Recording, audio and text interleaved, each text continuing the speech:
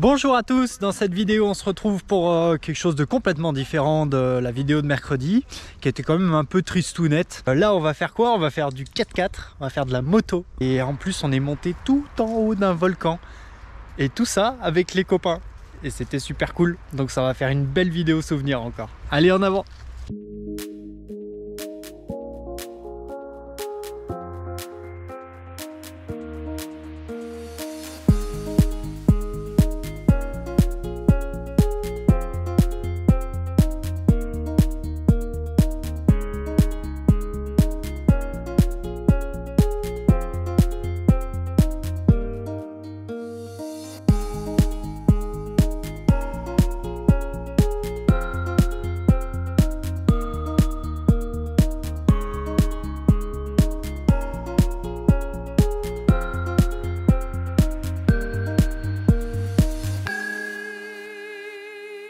Bon, après les péripéties avec les chiens, forcément on n'allait pas rester sur ce spot, hein. Donc on s'est motivé à faire le plein d'eau des camions en profitant qu'on ait le lac juste à côté pour se remettre en route sur un autre spot.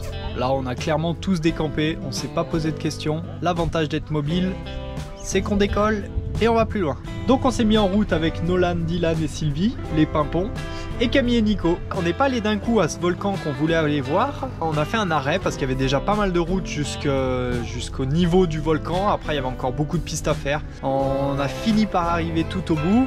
Et au final, en arrivant tout au bout, c'était des nuages de moustiques. C'est-à-dire que même en marchant, ils nous couvraient les jambes. Et on a dit que ça allait clairement pas être possible. Donc on a refait pratiquement toute la piste en sens inverse pour retrouver un spot un peu moins sympa, mais où on aura pu quand même s'arrêter. De toute façon, c'était juste pour une nuit, en attendant de pouvoir monter au volcan. Après avoir passé la nuit ici, j'étais tombé sur un os, enfin un crâne de cheval. Et j'ai voulu le ramener pour le montrer à Mani. Et à l'intérieur, il y avait deux petites souris. Quand elles ont sauté du crâne, il y a un chien qui a sauté dessus et qui a tué la souris directement. Du coup, pour pas qu'elle meure pour rien, et ben heureusement on a toujours notre Sissi qui est avec nous et puis qui s'occupe de les manger. Donc après la nuit passée, on s'est remis en route.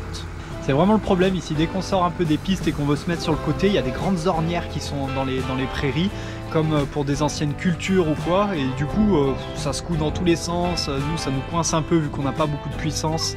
Alors eux les pimpons, évidemment il n'y a pas de problème avec leur véhicule, si ce n'est leur remorque qui elle n'est pas 4x4 et qui a tendance à se poser un peu partout par terre. Puis comme je dis toujours, c'est que de la ferraille, ça craint rien, ça se recoupe, ça se ressoude, ça se change. C'est pas les pièces vitales du véhicule. Le souci majeur qu'on a, nous comme d'habitude, c'est qu'avec notre boîte de vitesse qui est quand même étagée très longue, et ben quand on veut faire des petites manœuvres comme ça, la première aussi est très longue et du coup c'est toujours un peu difficile de se déplacer sans se servir de l'embrayage pour préserver la mécanique qui, elle, est très importante. Donc là on était obligé de sortir carrément en marche arrière parce que impossible de tourner, c'était pas bien large, donc on a pris le temps, on est guidé, on avait fait des repères. Le tout c'est de bien prendre le temps quand on fait des manœuvres comme ça, de pas faire ça seul et puis voilà, d'y aller doucement sur la mécanique. En fait un grand porte-à-faux comme ça, il faut toujours s'en servir, c'est-à-dire que oui c'est grand, c'est long, mais en fait en fonction du dénivelé, du sens dans lequel on le met, on peut le faire aller dans le vide très loin. Ce qui est important c'est juste l'écart entre les roues qui lui doit avoir la place de passer. Mais comme là ça passe fin, mais ça passe. Au final ça touche même pas. Donc avec un peu d'élan, à reculer, on va avoir la place de pouvoir sortir. Comme vous pouvez remarquer, les camions fument beaucoup. Mais en fait ça c'est depuis l'est de la Turquie. Alors il y a différentes choses qui font ça. Il y a l'altitude premièrement qui font fumer plus les véhicules et la qualité du carburant. Depuis qu'on est dans l'est de la Turquie et que le carburant vient d'Iran, c'est des fois du gasoil qui est beaucoup moins raffiné et ça a tendance à fumer quand même beaucoup. Le Kraken, pas de souci. Ça c'est un super véhicule qu'ils ont trouvé. C'est un Duro et c'est vraiment sympa, hein. C'est vraiment des véhicules très atypiques, c'est des véhicules suisses. Et franchement c'est hyper compact, hyper léger, ça passe partout. Et c'est Sylvie qui conduit ce véhicule et vous verrez dans la suite de la vidéo qu'elle sait quand même bien le gérer son véhicule et qu'elle passe dans des endroits assez dingues. Voilà les fameuses ornières dont je vous parle, où tout le monde se coince dedans. Enfin tout le monde, nous et Nico et Camille quoi.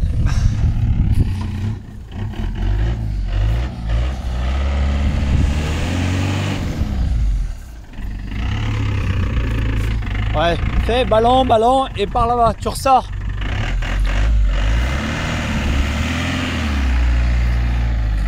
ouvres ta fenêtre. Peut-être plus, peut-être un peu plus le prendre en biais, tu sais. Bon, on a un avantage quand même qui est super, c'est que le terrain est très sec. Et du coup, on s'enfonce pas du tout dans ces endroits, donc ça permet vraiment de sortir des pistes et de pouvoir aller scaler un petit peu dans les prairies ou sur le bord. Les terrains sont très secs. Même là où on s'est pris une bonne pluie pendant la nuit, eh ben, le terrain reste sec en fait. C'est assez sableux, du coup ça boit tout et du coup ben, on peut pas se tanker quoi. Je vous dis ça aussi parce qu'on est en plein été. Forcément la saison joue beaucoup parce que ces endroits ici, là autour du lac Sévan, vu que c'est à 2000 mètres, ben, en hiver c'est tout blanc. Donc on reprend la route direction notre volcan. Il reste plus qu'à sortir de cette piste. Il n'y a pas trop de dénivelé, donc c'est juste des grands trous. Il faut prendre un peu d'élan des fois pour que les soutes à l'arrière elles restent pas enfoncées dans le sable. Et voilà le tout dernier village bitumé avant d'arriver dans le cœur des volcans. C'est Madina, un tout petit village. Ce monsieur qui se déplace à cheval, il monte jusqu'en haut du volcan avec. Vous voyez les champs de patates, on a vu des plantes qui étaient assez marrantes dedans. Et en fait c'est du chanvre qui font pousser. Et on attaque les pistes. Donc c'est Nolan qui ouvre la route parce que son véhicule passe très bien et au moins ça nous permet de savoir qu'est-ce qu'il en est des pistes, sachant que là on est tout au talkie-walkie évidemment pour pouvoir communiquer entre nous et s'annoncer un peu les difficultés. Voilà typiquement les camions avec lesquels les habitants se déplacent à travers les pistes pour déplacer de la marchandise. Et ben là vous avez vu le monsieur qui était à cheval, il s'est fait prendre en stop dans le camion. Leur camion là c'est des machines de guerre, ça monte de partout, ils craignent rien, ils traversent les rivières avec, ils montent des montagnes comme pas possible. C'est vraiment des véhicules qui sont adaptés hein, forcément. Bon, le temps tourne, on se prend une belle averse. On a dégonflé un petit peu les pneus, d'habitude on roule à 8 bars, on est descendu à 7 bars. Et pour avoir un petit peu plus d'accroche, et pour que ça nous secoue un petit peu moins et que ça secoue un peu moins le véhicule, pareil pour soulager un peu la mécanique. Et on arrive vers un petit village qui est donc accessible que par cette piste. Ils ont une retenue d'eau qui est en bas et une source qui est au milieu du village. Alors oui, le risque quand on a des roues jumelées, ben, c'est de se prendre une pierre entre le jumelage. Alors dans ce cas-là, il n'y a pas 15 000 choses à faire. Dégonfler les pneus pour essayer de pas trop tirer, pas abîmer le flanc du pneu en retirant les pierres. Il se plantait dedans. Et un bon bout. Et l'avantage des camions comme on a, des camions poids lourds, c'est qu'on a les compresseurs intégrés sur les véhicules, donc on a toujours de l'air en pression pour dégonfler, regonfler nos pneus au besoin. Quand je vous dis que c'est un jeu d'enfant. Mani est passé aux commandes. Salut, C'est bon, c'était moi qui virais le... Sinon, faut pas qu'on soit dans le caillou. Tu veux voir les vaches ou tu conduis?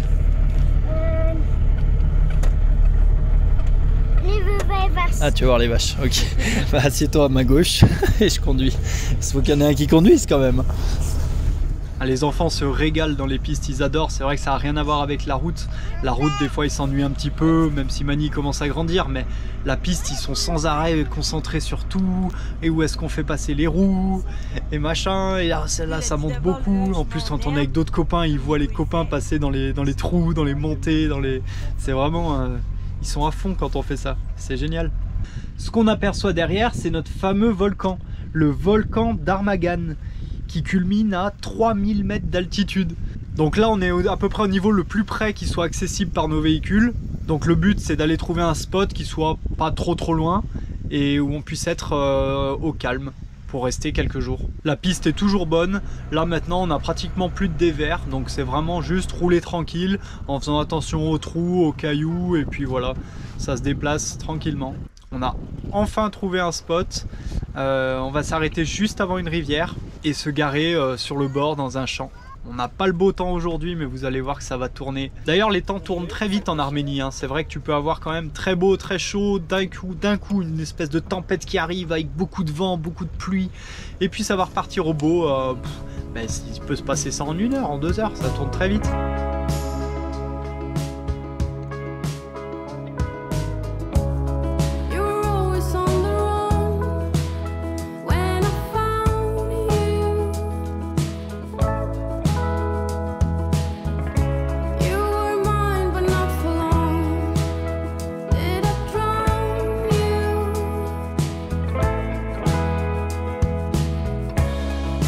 You were fine to let me go.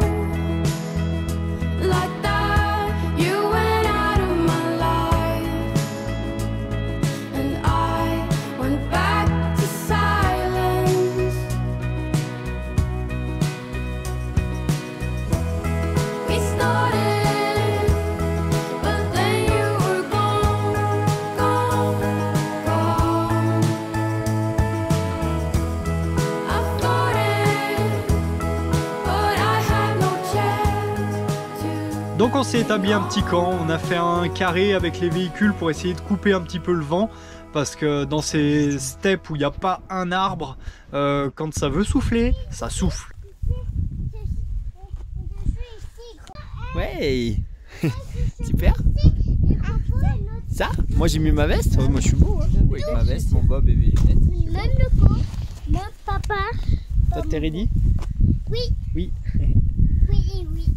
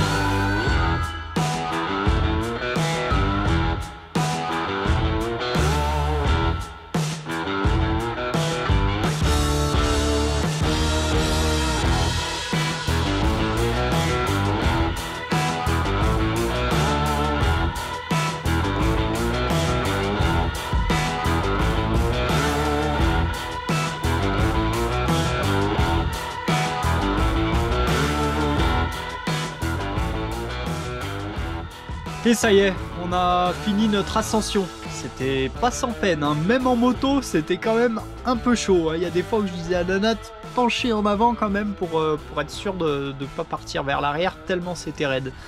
Mais on a réussi à arriver tout en haut, 3000 mètres d'altitude, le volcan d'Armagan. Le lac qui se crée en fait sur la surface du volcan, c'est un lac qui est formé à partir de la fonte des neiges. C'est pour ça qu'en été, il n'y a plus rien. Mais nous, quand on est arrivé, ça commençait à être sec. Et encore, c'est bien vert, parce qu'on a des copains qui sont passés un mois après, c'était tout sec, il n'y avait plus un endroit vert. En fait, au printemps, ça pousse énormément, les champs, ça fait des grandes prairies fleuries magnifiques, sauf qu'après, du coup, ils fanent tout pour faire les stocks de foin pour l'hiver. Et le fait de faner, vu que ça redevient très court, l'herbe, et que c'est en plus le moment où ça chauffe le plus de l'année, eh ben, ça grille tout, et ouais, après, il n'y a plus un brin d'herbe verte. Une petite chapelle est située tout en haut de ce volcan. Elle est construite entièrement en basalte. Et cette sculpture, ça s'appelle un Khachkar. En fait, c'est une stèle qui peut être de plusieurs formes et qui est sculptée de croix et d'un décor ornemental. Donc sculptée dans la pierre, comme je vous disais, ils sont vraiment très forts pour ça. Et c'est présent en fait sur tout le territoire arménien. Et littéralement, Khachkar, ça veut dire pierre à croix. Et ces Khachkar sont en fait une prière pour le salut de l'âme du donateur ou de ses parents, d'une personne en fait. Parfois ça peut être commémoratif en fait, pour une victoire militaire, une fondation, une construction. Mais dans certains endroits, ça peut servir aussi de protection ou de protestation contre les démons ou les catastrophes naturelles. Maintenant qu'on est si haut, on aperçoit au loin le lac de Sevan. Malgré qu'il soit pratiquement asséché, il reste quand même une forme de vie à l'intérieur. Et d'ailleurs, on se demande comment ils font pour survivre d'une année à l'autre. Tous ces petits poissons qu'on voit nager dans l'eau, tous ces petits alevins qui sont même pas encore finis de grandir. Parce que nos amis qui sont passés après, ils nous ont dit qu'il restait plus une goutte d'eau. Alors ils viennent d'où ces poissons? Comment ils font pour survivre? C'est quand même dingue.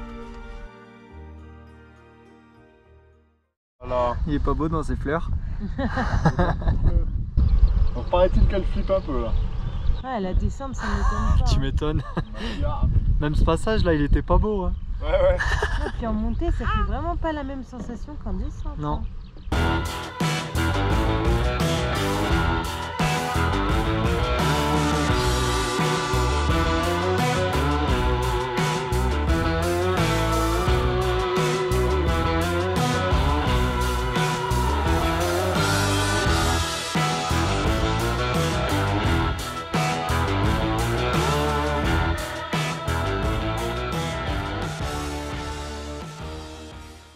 De retour à notre campement, on a encore une belle illustration de la bonté arménienne.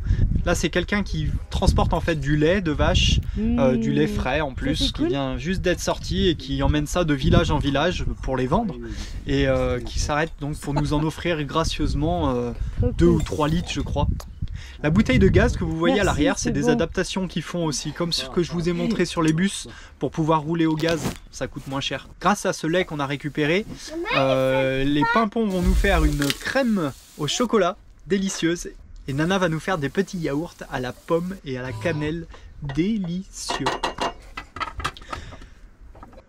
Moi j'avais un petit souci sur la moto, bon c'était vraiment pas grand chose, mais en fait j'ai ma durite d'évacuation, ma durite de trop plein d'essence qui coule depuis le carbu, un petit goutte à goutte quand la moto est arrêtée. Donc en soi je pourrais fermer le robinet d'essence et ça coulerait pas, c'est pas un gros problème, mais en fait c'est le flotteur qui doit se coincer un peu. C'était déjà arrivé il y a quelques années, j'avais bien nettoyé complètement le carburateur.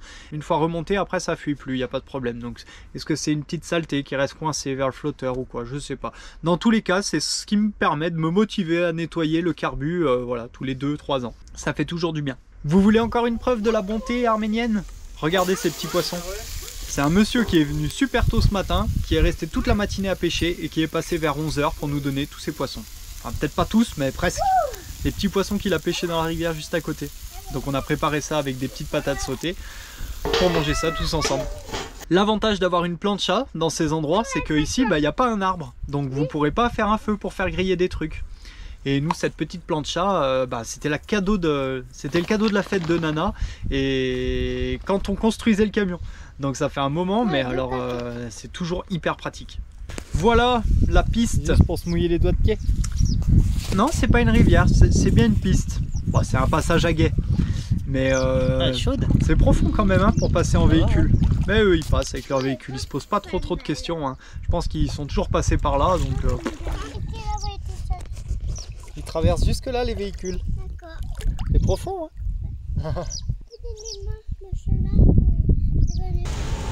Puis comme je vous disais, ils ont des camions qui sont quand même très adaptés. Ils ont une garde au sol qui est quand même assez importante. Comme vous pouvez voir, ils savent exactement où passer dans la rivière. C'est-à-dire qu'il y a un endroit où c'est un peu moins profond. Ils ne passent pas en plein milieu. Et puis, ouais, je suis là. Et puis voilà, c'est tout le temps des camions, donc propulsion. Des fois c'est des 4 roues, des fois c'est des 6 roues motrices. Donc c'est vraiment des véhicules qui sont complètement adaptés à ce type de déplacement. Mais c'est toujours impressionnant de les voir faire ça. Pour eux c'est normal, c'est leur quotidien. Bon, on a bien profité de ce spot. En repartant, on s'arrête sur le bord du village où ils ont une source qui descend tout droit du volcan. Et il y a un gros débit, l'eau sort très froide, donc elle doit être prise bien profonde et on est sûr qu'il y a zéro pollution sur cette source. Donc moi je revis parce que je cherchais justement de l'eau de bonne qualité pour rebooster les organismes, et là c'est bingo. Pendant ce temps-là, Nana s'est fait inviter à aller boire le café chez des habitants de ce village, et comme vous pouvez voir, chez eux c'est vraiment très basique. Il y a le minimum vital, c'est-à-dire de quoi se chauffer, de quoi faire à manger et de quoi dormir. Point barre. Il n'y a rien d'autre. Sachant qu'ici, ils se chauffent, comme je vous l'ai dit, il n'y a pas d'arbres. Et ben pour se chauffer, c'est comme en Turquie, en Mongolie, enfin Turquie de l'Est, Mongolie. En fait, c'est avec le lisier. C'est majoritairement avec les bousses de vache, en fait, qu'ils étalent sur des grandes surfaces, assez plats en fait, de l'épaisseur de ce qu'ils veulent faire en combustible, qui laissent sécher au soleil, puis qui découpent sous la forme de briquettes. Et donc ils se chauffent avec ces briquettes de lisier séché. Donc les animaux, les pâturages dans ces endroits-là, ils ont vraiment beaucoup de fonctions. C'est-à-dire qu'ils mangent la viande, ils prennent le lait, et en plus ils se servent des excréments qu'ils font sécher pour se chauffer. Voilà. C'est en partie comme ça qu'ils vivent en Mongolie, et qui peuvent survivre dans leur yourte juste grâce à un troupeau. Je trouve ça dingue, mais dingue. Allez, le retour sur la piste, ça sera la petite chat qui va conduire. Tiens le volant. Heureusement Mani l'aide un peu. Ce qu'on veut vous montrer aussi dans cette vidéo, c'est que c'est pas parce qu'on a un véhicule qui est pas adapté qu'on ne peut pas. Ce qui est important, c'est de connaître son véhicule, connaître ses capacités et connaître ses limites. Et c'est vrai que nous, avec notre véhicule, les limites, on a souvent tendance à les pousser un peu loin. Comme vous pourrez le voir dans la prochaine vidéo d'ailleurs, où on les a poussés un peu trop loin. En attendant, on a passé des super moments avec les copains à faire un peu de off-road avec notre camion. L'avantage aussi de pas être seul, c'est que si jamais tu te coinces ou que tu as un problème, t'es pas seul et tu peux t'entraider pour pouvoir te sortir de la galère. Je suis vraiment content d'avoir pu partager cette vidéo avec vous parce que nous, on a passé vraiment des super moments et ça va nous faire aussi un super souvenir, donc c'est trop chouette. Allez, prenez bien soin de vous, à la semaine prochaine, passez une bonne semaine. Dimanche prochain, vous allez voir que ça va être plutôt sympa aussi. Allez, ciao!